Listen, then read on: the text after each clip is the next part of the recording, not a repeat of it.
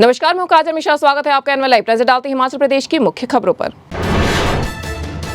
One विभाग की mock drill उस समय सवालों के घेरे में आ गई जब घुमारवीं वन परिक्षेत्र के अंतर्गत भीगू जंगल में आग पर काबू पाने का अभ्यास करते करते असल में फैल गई आग और आग ने 2 बीघा क्षेत्रफल में फैले जंगल को ले लिया अपनी चपेट में। ग्रामीणों के अनुसार इस क्षेत्र में जैव विविधता संरक्षण के अंतर्गत अनार की दाड़ू प्रजाति के करीब 1000 सागवान के लगाए गए थे पौधे, जिनमें से अधिकांश आग की चढ़ गए भेंट। गाँव के वन प्रेमी कर रहे थे जायका के माध्यम से लगाए गए इन पौधों की देखरेख। हिमाचल प्रदेश हाईकोर्ट में पावर कॉर्पोरेशन के मुख्य अभियंता विमल नेगी की मौत मामले में प्रदेश हाईकोर्ट ने सुरक्षित रख लिया फैसला। न्यायाधीश की अदालत में बुधवार को मामले की हुई सुनवाई। मामले पर 1-2 दिनों में हाईकोर्ट का आ सकता है फैसला। ऐसे में अब मामला सीबीआई को सौंपा जाएगा या नहीं, इस पर बना हुआ है संशय। वही अदालत की अनुमति के बिना अब शिमला पुलिस इस मामले में दायर नहीं कर पाएगी चार्जशीट।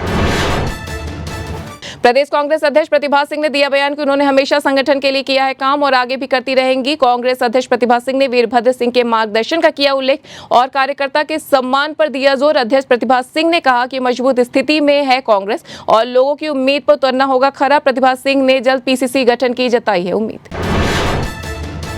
संजौली मस्जिद अवैध ढांचे गिराने को लेकर फिर से उग्र हो गए हिंदू संगठनों ने संजौली में हनुमान चालीसा का किया पाठ और इसके बाद मस्जिद की ओर जाने का भी किया प्रयास, लेकिन पुलिस ने उन्हें रास्ते में ही रोक दिया। देवभूमि संघर्ष समिति का है कहना कि मस्जिद के समीप गढ़ देवता का है स्थान और हम लोग वही जाना चाह रहे थे, लेकिन पुलिस ने उन्हें जाने से रोका। संगठन ने चेताया कि अगर अब शुक्रवार को जुम्मे की नमाज मस्जिद में हुई तो वे बड़ा आंदोलन करने पर हो जाएंगे मजबूर।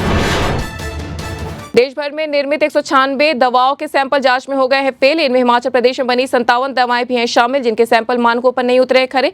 हैरत की बात है कि कई नामी कंपनियों के सैंपल जांच में नहीं पाए गए हैं ठीक। इनमें हिमाचल के फार्मा बद्दी हब में बनी है कई दवाइयां। हिमाचल प्रदेश की जनता के लिए रात भरी खबर। पटवारी कानूनगो को 3 दिन सर्किल और अन्य 3 दिन फील्ड में देनी होगी सेवाएं। सर्किल में पटवारी कानूनगो को जमीन के कागजात कराएंगे उपलब्ध, जबकि अन्य 3 दिनों में फील्ड में लोगों की डिमार्केशन व अन्य राज्यों से संबंधित करेंगे फील्ड कार्य। लोगों को राहत देने के लिए सरकार ने लिया है यह फैसला।